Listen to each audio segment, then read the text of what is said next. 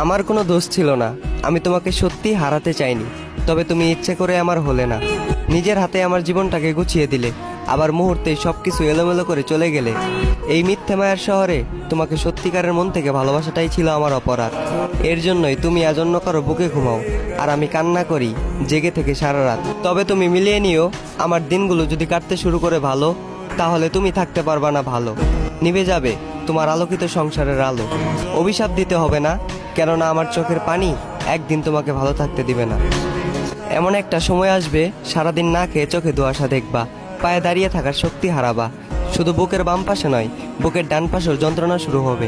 তোমার মস্তিষ্কে শুধু আমার ছবি ভেসে উঠবে, আর তখনই তোমার মনে পড়বে অতীতে তুমি নির্দোষ একজন মানুষকে করেছিলে অবহেলা। আর তখনই তুমি অনুভব করতে পারবে ভালোবাসার মানুষকে ঠকানোর কি জ্বালা।